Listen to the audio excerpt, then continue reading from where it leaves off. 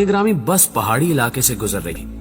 अचानक बिजली चमकी, बस के करीब आई और वापस चली गई। बस आगे बढ़ती रही। आध घंटे बाद बिजली दोबारा आई, बस के पिछले हिस्से की तरफ लपकी, लेकिन वापस चली गई। बस आगे बढ़ती रही। बिजली एक बार फिर आई और वो इस बार दाईं साइड पर हमला आवर हुई, लेकिन तीसरी बार भी वापस लौट गई। ड्राइवर समझदार था, उसने गाड़ी रोकी और ऊंची आवाज में बोला, भाइयों, बस में कोई गुनाहगार सवार है, ये बिजली उसे तलाश कर रही है। हमने अगर उसे न उतारा तो हम सब मारे जाएंगे। बस में सरासीमगी फैल गई और तमाम मुसाफिर एक दूसरे को शक की नजरों से देखने लगे। ड्राइवर ने मशवरा दिया, सामने पहाड़ के नीचे दरख्त है, हम तमाम एक एक करके उतरते हैं और उस दरख्त के नीचे खड़े हो जाते हैं। हम में से जो गुनाहगार होगा, बिजली उस पर गिर जाएगी और बाकी लोग बच जाएंगे। ये तजवीज काबिल अमल थी। तमाम मुसाफिरों ने इत्तेफाक किया।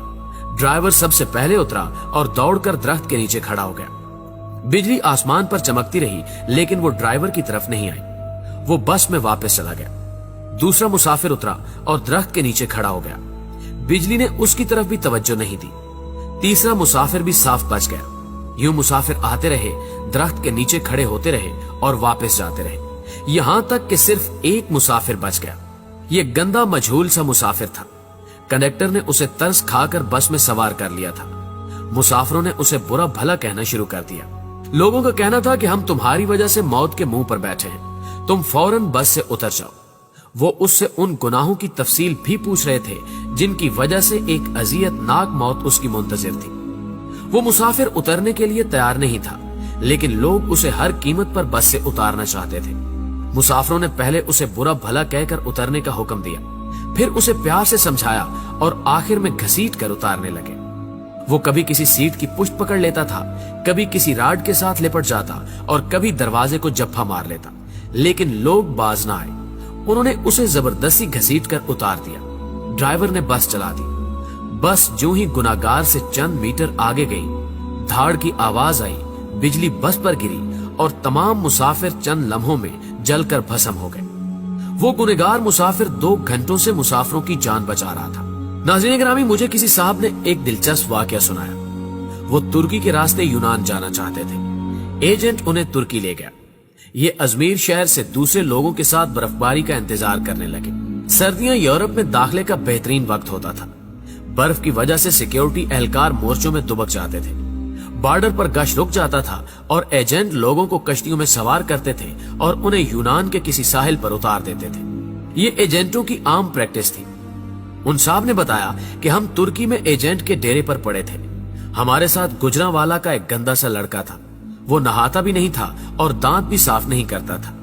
उससे खौफनाक बू आती थी। तमाम लोग उससे परहेज करते थे। हम लोग दिसंबर में कश्ती में सवार हुए। हम में से कोई शख्स उस लड़के को साथ नहीं ले जाना चाहता था।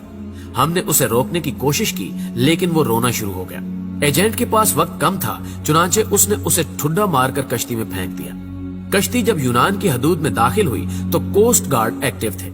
यूनान को शायद हमारी कश्ती की मुखबरी हो गई थी। एजेंट ने मुख्तलिफ रास्तों से यूनान में दाखिल होने की कोशिश की, मगर हर रास्ते पर कोस्ट गार्ड थे। इस दौरान उस लड़के की तबीयत खराब हो गई। वो उल्टियां करने लगा। हमने एजेंट से एहतजाज शुरू कर दिया। एजेंट टेंशन में था, उसे गुस्सा आ गया। उसने 2 लड़कों की मदद ली और उसे उठाकर यख पानी में फेंक दिया। वो बेचारा डुबकियां खाने लगा। हम आगे निकल गए। हम अभी आध किलोमीटर आगे गए थे कि हम पर फायरिंग शुरू हो गई। एजेंट ने कश्ती मोड़ने की कोशिश की। कश्ती अपना तवाजुन बरकरार न रख सकी और वो पानी में उलट गई। हम सब पानी में डुबकियां खाने लगे। मैंने खुद को सर्दी, पानी और खौफ के हवाले कर दिया। मेरी आंख खुली तो मैं अस्पताल में था। मुझे अमले ने बताया कि कश्ती में सवार तमाम लोग मर चुके हैं, सिर्फ 2 लोग बचे हैं। मैंने दूसरे शख्स के बारे में पूछा। डॉक्टर ने मेरे बेड का पर्दा हटा दिया।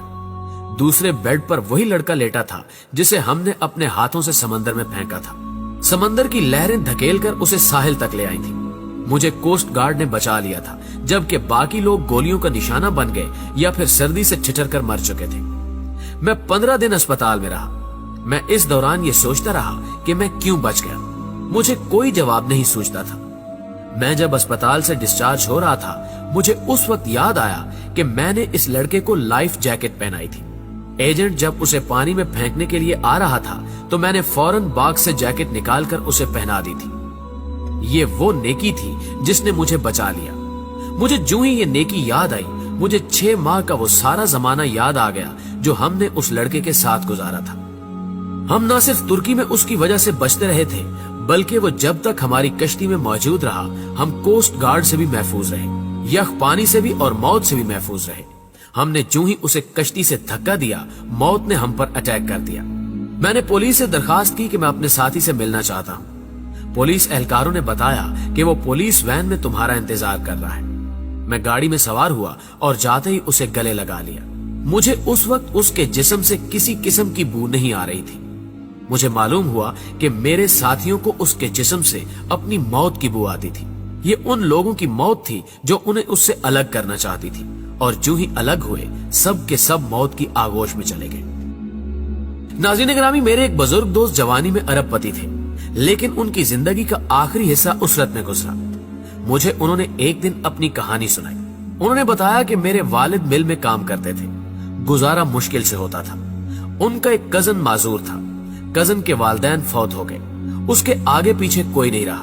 मेरे वालिद को तरस आ गया और वो उसे अपने घर ले आए। हम 5 बहन भाई थे। घर में गुर्बत थी और ऊपर से एक माजूर बच्चा सर पर आ गया। वालदा को वो अच्छे नहीं लगते थे। वो सारा दिन उन्हें कोसती रहती थी। हम भी वालदा की वजह से उनसे नफरत करते थे, लेकिन मेरे वालिद को उनसे मोहब्बत थी।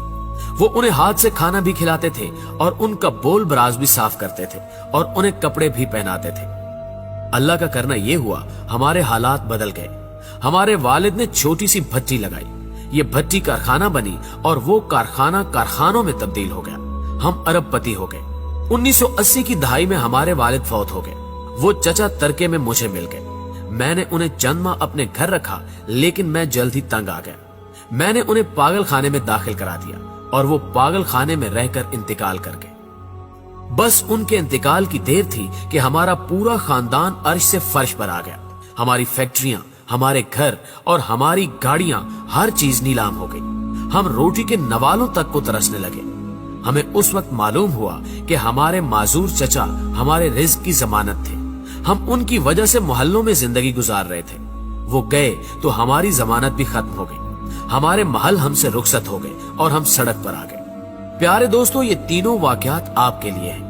हम नहीं जानते कि हम किन लोगों की वजह से जिंदा हैं, हम किन की वजह से कामयाब हैं और हम किन की बदौलत मोहल्लों में जिंदगी गुजार रहे हैं। हम ये भी नहीं जानते कि हम किसको बस से उतारेंगे, हम किसको कश्ती से बाहर फेंकेंगे और हम किसके खाने की प्लेट उठाएंगे, और वो शख्स हमारा रिज्क, हमारी कामयाबी और हमारी जिंदगी साथ ले जाएगा। हम हरगिज नहीं जानते, लिहाजा हम जब तक उस शख्स को पहचान नहीं लेते, हमें उस वक्त तक किसी को बस, कश्ती और घर से निकालने का रिस्क नहीं लेना चाहिए, क्योंकि हो सकता है हमारे पास जो कुछ हो वो सब कुछ उस शख्स का हो, और अगर वो चला गया तो सब कुछ चला जाए, हम न रहे, मट्टी का ढेर बन जाए।